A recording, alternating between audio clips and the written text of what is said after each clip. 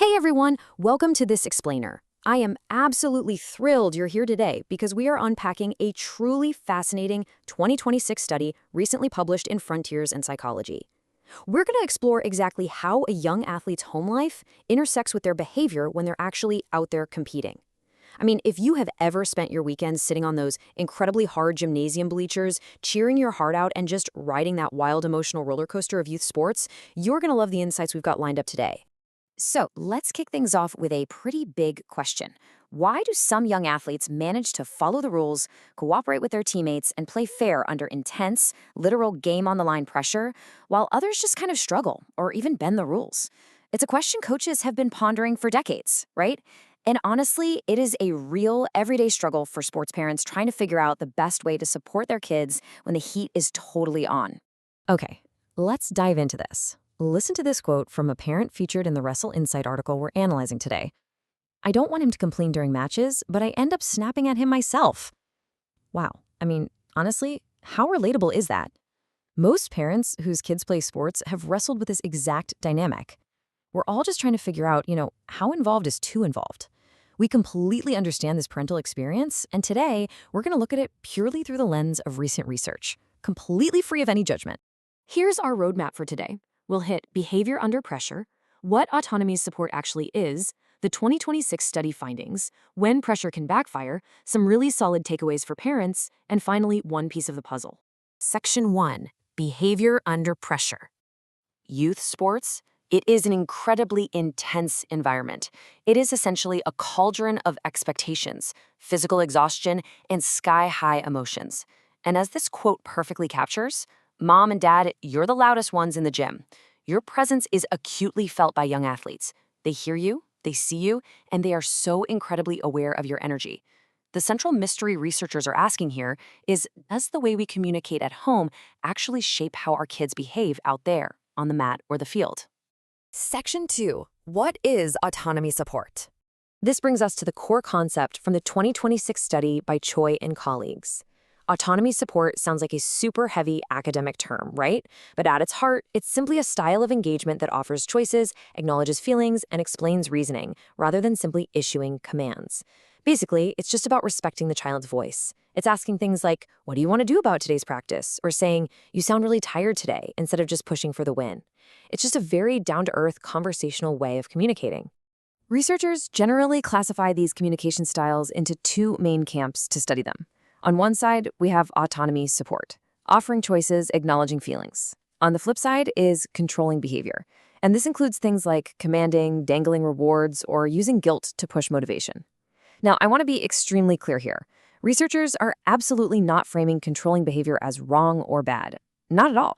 These are simply two different psychological approaches that exist, and scientists are just studying how each style happens to correlate with a young athlete's mindset. Section 3, the 2026 study findings. Let's look at the data. Before we talk about how these home styles translate to the arena, we absolutely have to establish the exact scope of this sample. The researchers surveyed 355 South Korean high school athletes. The average age was about 17, and they had an average of over 4 years of competitive experience. And crucially, this covered 16 different sports disciplines, stuff like taekwondo, soccer, shooting, swimming. So this is not just a wrestling-specific study, and we definitely shouldn't generalize this to mean all athletes everywhere. It's a very specific, though incredibly fascinating, snapshot. And hey, here is the absolute most critical safety rule for interpreting this data today. This is a cross-sectional study.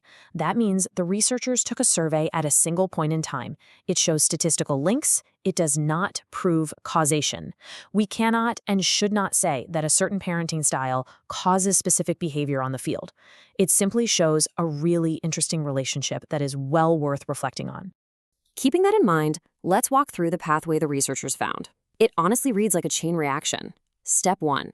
An environment of autonomy support at home is linked to Step 2, higher everyday autonomous motivation. Basically, the kid feels they do things by choice. Step 3. That everyday motivation links to their motivation in sports. Step 4. That sports motivation links to stronger moral attitudes. And finally, Step 5. Those moral attitudes link to pro-social behavior. We're talking rule following and cooperation in actual competition. It is a logical flow straight from the living room couch all the way to the playing field. So just how strong are these links? Well, researchers found a 0.814 standardized coefficient between a youth's moral intention and their prosocial behavior, like, caring for teammates. If you're not a stats person, basically, the closer that number is to 1, the stronger the association. So 0.814, that is a remarkably strong statistical link, showing how deeply an athlete's internal attitudes translate to their outward actions and fair play under pressure. Section 4. When pressure can backfire. Now, you might be wondering, why exactly might heavily controlling language not work out so well in the long run?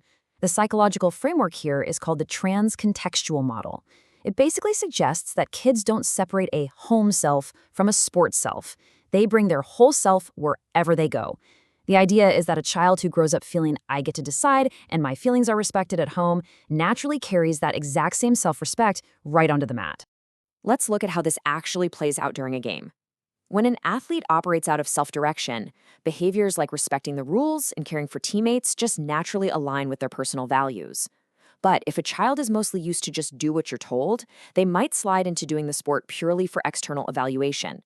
And when the sport feels entirely imposed from the outside, results suddenly become the only thing that matters. Once results are everything, rule-breaking or aggressive behavior becomes a much easier trap to fall into. Section 5. Takeaways for parents. So, what do we actually do with all this information? Shifting from academia to real everyday life, here are a few gentle adjustments we can all reflect on. First, try handing over small daily choices. Something as simple as, hey, do you want to go to practice today? Second, acknowledge feelings first. Before picking apart the match, maybe try, man, you must be tired, or that looked frustrating. And third, just notice pressuring language. Telling a kid you have to win has short-term pull, for sure, but it might erode their self-direction over time.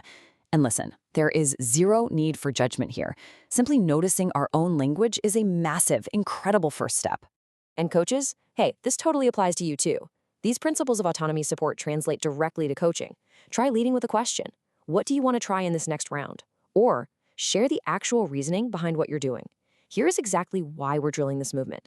Building that foundation of self-direction helps athletes stay in the sport longer, and it gives them way better tools for when they eventually move on from it. Section 6. One piece of the puzzle. To completely ground everything we've talked about, we need to zoom out and look at the broader picture of child development. To be totally honest about the science, we absolutely must remember the limitations. This data was self-reported by the kids. That means there might be social desirability bias, wanting to make themselves look good on a survey. It's cross-sectional, so the reverse direction is totally possible. Maybe a kid who is naturally cooperative makes it way easier for their parents to be supportive. And again, this was specific to South Korean high schoolers across 16 sports. Human behavior is complex, and this study is definitely not some definitive parenting rulebook. So where does that leave us? The researchers suggest that how a young athlete behaves out there, how they handle a tough loss, how they treat their teammates, appears to be loosely connected to the everyday texture of family engagement. Offering choices and acknowledging feelings isn't some magic trick that guarantees perfect fair play, but it is one very compelling piece of evidence that's definitely worth reflecting on when we think about how we support our kids. Helping our kids win and get stronger are incredibly real, totally valid wishes for any parent or coach. But I want to leave you with this provocative thought to chew on. As we focus on helping our kids win today, how are our everyday words quietly shaping the adults they will become tomorrow? Autonomy support is really just the steady, quiet accumulation of small word choices, day after day. Thank you so much for joining me on this explainer. Keep reflecting, keep supporting, and I will see you next time.